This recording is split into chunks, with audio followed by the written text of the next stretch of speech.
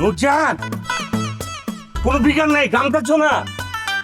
তুমি একদম দরজা নিজের কিলে দিয়া বন্ধ করে উপরে বইরেছ। একটা কলিং বেল চাপতাছি, জানো? আঙ্গুল মিস হয়ে গেছে গা, কোনো খবর নাই। এটা কোন কথা?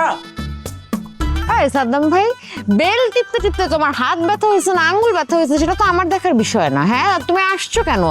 এত ঘটনা ঘটানোর পরও আমাদের বাসায় কি তোমার কি লাজ লজ্জা শরম কিচ্ছু না এগুলা? হ্যাঁ, শরম আমার করে না, কিল্লিকে শরম করবো?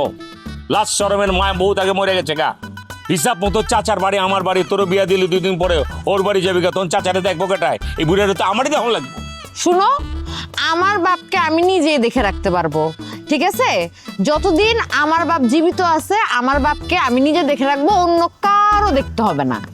আবেগে অনেক কথা কন যায়, বাস্তবে এটা সম্ভব না। জামাই বাড়ির লোকজন আমার চাচা মানে তোমার বাপরে মাইনা লইব না। মায়াগো শ্বশুর বাড়িতে গেলে গলার না মায়া কথা কন লাগে, বাপের বাড়ির আত্মীয় এলেও উঁচা গলা কথা কন যায় না। ফেলিকে কইতেছে তোমার ইচ্ছা থাকলেও চাচারে তুমি তোমার লগের হা পারবা না। আমি ছাড়া চাচার কোনো গতি নাই। দরকার হইলে যতদিন আমার বাপ জীবিত আছে আমি বিয়ে করব না, পুরোটা সময় আমার বাপের সেবা করব, অন্য কাউকে আমার বাপকে দেখতে হবে না। আমার চাচা অনেক দিন বাঁচবো, আমি শুনছি চাচা খুব কষ্টে আছে। তোর যদি বিয়ে হয়ে জায়গা, চাচা একটা বিয়ে করানোর ইচ্ছা পোষণ করছে আমার লোকে, এটা হ্যাঁ পার্সোনালি শেয়ার করছে, কিন্তু হ্যাঁ পারতেছে না। আমি চিন্তা করছি তোর বিয়ে অনেক পর কচি দেখা মাখন দেখা চাচার একটা বিয়ে করাই দেবো একটা চুরির লগে।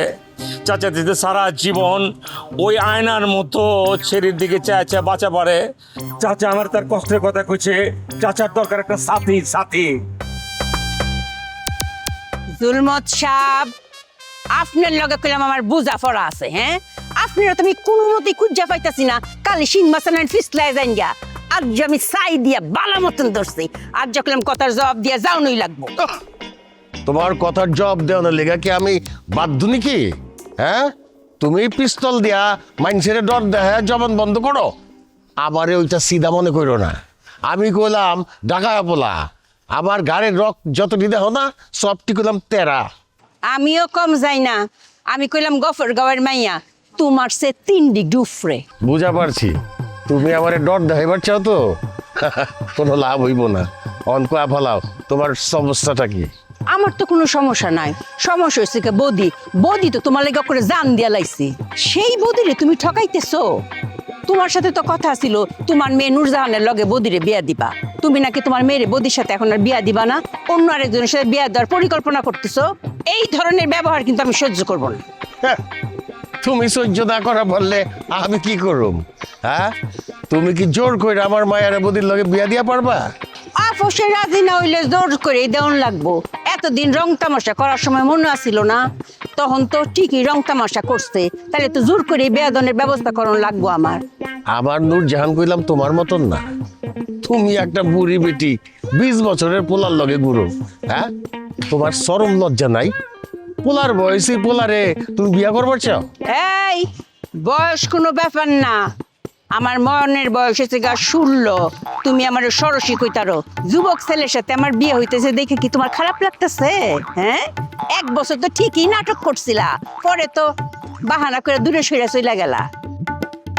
বিরাট ঠকা কিন্তু ঠকছো। আমার মতন বউ তুমি জীবনে কোনোদিন পাইবা না। তোমার একটা কথা বলি, আমার বাপের যদি বিয়ে করার দরকার হয়, যদি প্রয়োজন পড়ে, আমি নিজে মেয়ে খুঁজবো আমার বাপকে বিয়ে দেওয়ার জন্য। তুমি এগুলার মাঝখানে নাক গলাইতে আসবা না। চুলমত চাচার একমাত্র বাতি যে এখানে বই রয়েছে, এটা সাদ্দাম। আমগো হল গোষ্ঠীর ভিতরে ব্যাকটেরিয়া উইকেট পড়ে গেছে গা, মানে মরে গেছে গা। খালি চাচা বাইচা আছে। চাচার লুক আফটার, চাচার দেখভাল আমি করুম না কাটাই করবো। চাচার লগে আমি আছি, চাচার কোনো বিপদ হবো কষ্ট হবো এটা আমি সহ্য করা পারব না। চাচার চোখের পানি দেখলে আমার চোখের ভিতরে আসাইরা মাছের বন্যা বয়ে যায়। চাচা ভাতিজার বন্ডিং কি হেঁটে তো তুমি বুঝতেছো না? ওরে বাবা, বন্ডিং বন্ডিং চলে আসছে তো। এই বন্ডিংটা সাদ্দাম ভাই কই ছিল যখন গুন্ডা দিয়ে চাচার জমি বাড়ি দখল করাতে আসছিল? হ্যাঁ, এই তুমি যাও তো, তোরে দেখলে আমার রাগ উঠে। রাগ তো দূর, তুমি একজনের লোক ওয়েট করতেছো না। হ্যাঁ, আমি কাবাব মে আড্ডি বয়ে রয়েছি, হ্যাঁ তো তোমার ভালো লাগার কথাই না। একদম আলতু ফালতু আজে বাজে কথা বলবা না। আমার সামনে কারো আসার কথা না, আমি কারোর জন্য অপেক্ষা করতেছি না, ঠিক আছে? তুমি এখন এখান থেকে যাও, একদম ঝামেলা করবা না। আমি চাই তাই নাই। আমি এখানে খাইতে হয় নাই, কিন্তু যেই টাইম আমার খাই যেমন লাগবো, ভালো করে একটা মোরগ জবাই দাও, কষায় রান্না জাল বেশি করে দিয়া, লগে বাসমতি চাইলের পোলাও। আমি খায়া তারপরে যেতেছি। মুরগি জবাই, তাও আবার তোমার জন্য? আমাদের বাড়ির দরজা তোমার জন্য বন্ধ, বুঝতে পারছো আমার কথা? জি না, আমার প্রাপ্য আমার বুঝা নেওয়া লাগবো, কারণ আমি আমার প্রাপ্য বুঝালে হ্যাঁ করে যাবো। তোমার আমার প্রাপ্য থেকে বঞ্চিত করছো, অভিশাপ লাগবো। যাই একটু খালার লগে দেখা করে সুখ দুঃখের কথা কয়ে যে খালা আমার দুঃখ বোঝে, আমি খালার লগে দেখা করব। আহারে আসছে, সে তার অধিকার বুঝতে আসছে, আমরা তাকে বঞ্চিত করছি, নিজে যে একটা বেঈমান সেই দিকে কোনো খবর নাই। এ খালাই না সাদ্দাম ভাইয়ের মাথাটা খাইছে, কি যে উল্টাপাল্টা বুদ্ধি পড়ায়।